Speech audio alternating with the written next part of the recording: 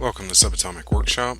So this project took way longer than it should have, but between swapping an engine, a long list of chores before summer, losing weight, my bad back, and a whole lot of other things, I'm just getting almost done with it now. So this project was for my wife's birthday back in April. It started out as one project that I had to abandon, so I started playing with some clay, made a rough mini Nuka Cola machine from Fallout 4, so I decided to go ahead and make that for her, a miniature Nuka Cola machine. My wife likes small stuff, that's why she married me. And if you don't get my self-deprecating humor, it probably means you're too young, and you'll figure it out eventually. So I ended up spending a really long time making a brick-shaped piece of clay. Really much longer than it should have taken, and a lot longer than it would have taken anyone else, I'm sure. But after I finally got it ready to mold, you know what I realized? I'd be able to get straighter lines and better results if I had just used wood. So after all that wasted time, I made a brick out of wood to mold, and made some smaller wood pieces for the accent pieces to mold as well.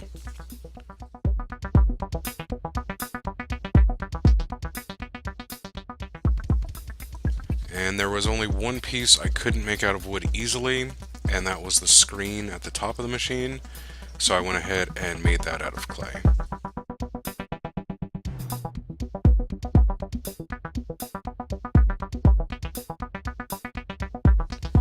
And I'm still pretty new to clay, so I sculpted it the best I could and added what ends up, I'm hoping, looks like a break in the screen, but this is just some of the molding I was doing.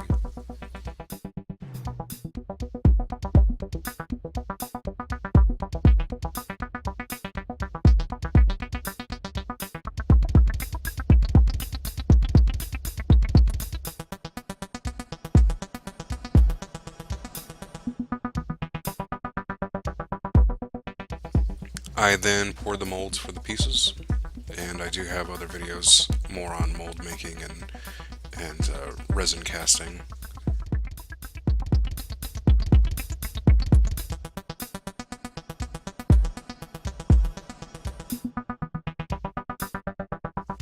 And here the molds are done, and now I'm doing the resin casting of these blank pieces.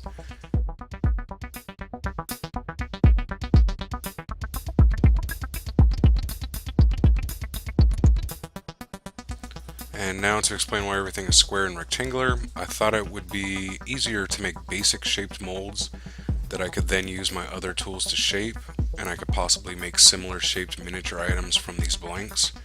It did work, but not as well as I had hoped. Sculpting the resin on the belt sander and the bandsaw made a lot of hair-like dust that got caught in everything and was a pain in the ass to clean up.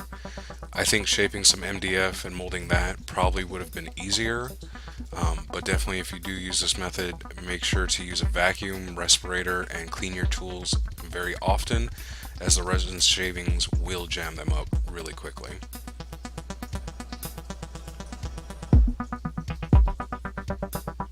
So yeah, pretty much the rest of it, I just took these resin pieces and spent a lot of time sanding, cutting, fitting, and shaping them to look the way I wanted them to. The main body is thinner than my original mold, unfortunately. I was trying to get it flat and ended up taking too much material off. So that sucks, but lesson learned. Well, hopefully lesson learned. And I did find it much easier to use hand sanding and the Dremel than my bigger power tools, since this project was smaller.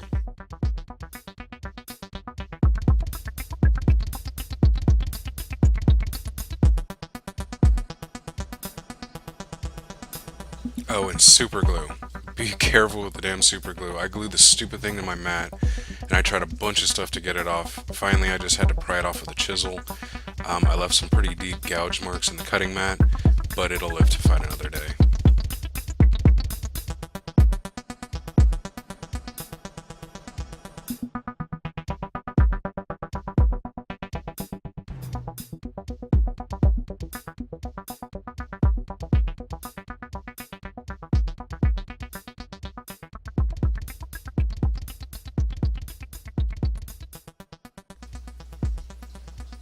And I guess I could have made this video quite a bit shorter by not showing all of the sanding, but I wanted to show some of the work I was doing to the different pieces.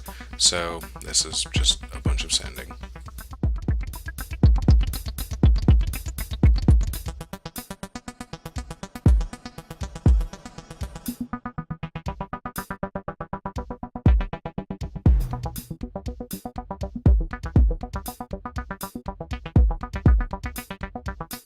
So after cleaning up all those pieces, I glued them all in place, put some more super glue in the cracks and crevices to make sure that no silicone would get in the cracks, and primered and sanded everything as smooth as I could, and remolded the entire thing so I wouldn't have to do all that sanding again to get this shape. It was a lot of silicone, but it'll save me a lot of time if I want to make any copies. So that's going to be it for this video. The next part will be the painting of it, so if you'd like to see that, please subscribe. If you like the video, please give it a like. Thank you very much for watching.